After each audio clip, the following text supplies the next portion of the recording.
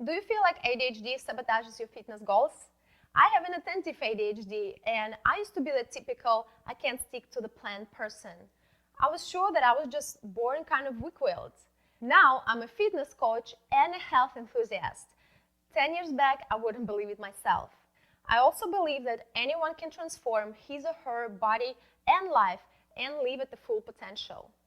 Hi there, I'm Maria Agbaba, and in this short video, I will be talking about how ADHD might affect your diet and lifestyle.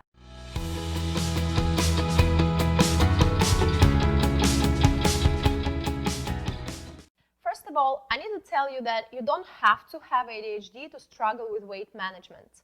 In the modern world, highly palatable foods are readily accessible.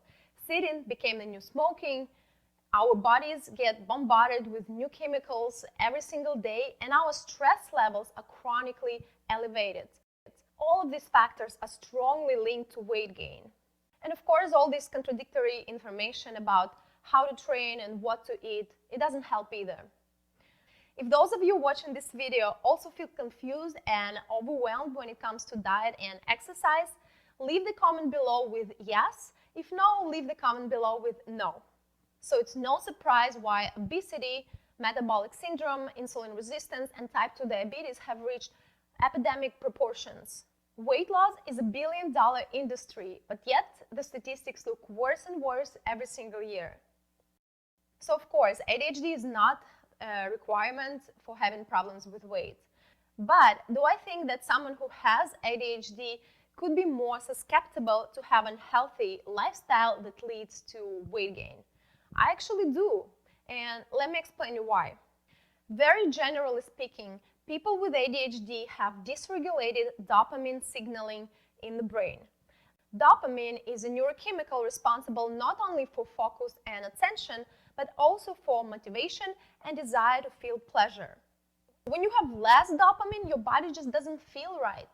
It craves some sort of stimulation in order to bring that dopamine up and feel normal.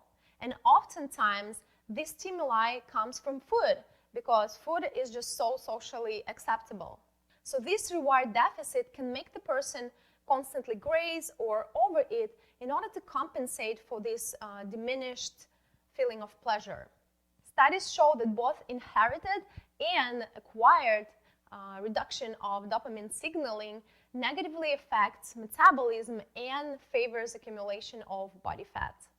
The acquired reduction can happen in a person who doesn't necessarily have ADHD but has been overexposed to fast, hyperpalatable foods that made her or his dopamine pathways less sensitive. Now this person needs even more reward to feel the same level of satisfaction. Furthermore, diet-induced changes in dopamine signaling can induce inactivity in people with excess body weight even after they lose some of the weight. So basically, the desensitized dopamine receptors make you less motivated to stay active. To recap, ADHDers are wired to constantly seek stimuli, and it often comes in the form of food, and especially hyperpalatable foods because these are the ones that our brain perceive as highly rewarding. When people do this long enough, they start to crave even more of these foods because now their brain became less sensitive because of all this overexposure to the feel-good neurochemicals. Plus, this dysregulation in the reward circuit causes less desire to move around. It's a perfect combination for weight gain. Second reason why it can be hard for people with ADHD to get and stay in better shape is impulsivity, meaning that our decisions about diet, exercise, and sleep are usually spontaneous. They're highly dependent on the inner cues, which are often misleading. For example, it can manifest in reaching for a pack of cookies without really taking a minute to think about why you really crave it. Are you bored, overwhelmed, stressed? Are you thirsty or hungry for real food? Same thing with exercise and being active. Yeah, I wanted to go out for a walk or I wanted to go to the gym, but at the moment I just don't feel like it. So maybe I'll just do it tomorrow. Impulsivity leads to lack of consistency, And being consistent is actually the main factor for permanent, long-lasting results. The other common behavioral issues that can make hard for someone with ADHD to stick to a healthy diet and exercise plan include poor planning skills, procrastination, quick loss of interest, impatience, and sabotaging our own success by expecting failure.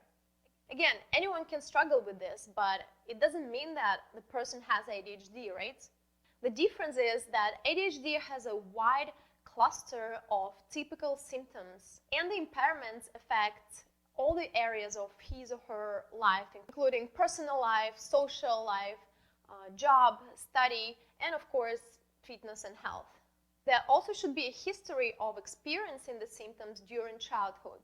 To finish up, I want to say that this video by no means is intended to discourage you from taking steps toward a healthier life and better physique because of your brain chemistry. It's really about encouraging you to be more compassionate toward yourself, because working on changing your brain wiring is not an easy thing to do. But there is an answer and solution for each difficulty. You can successfully change your behaviors and become fit, healthy, and happy. In the next video, I'm going to go over the main things you want to focus on in order to get and stay in better shape. If you want more videos like this, make sure you subscribe to the channel, so when I publish new content on this subject, you'll get notified.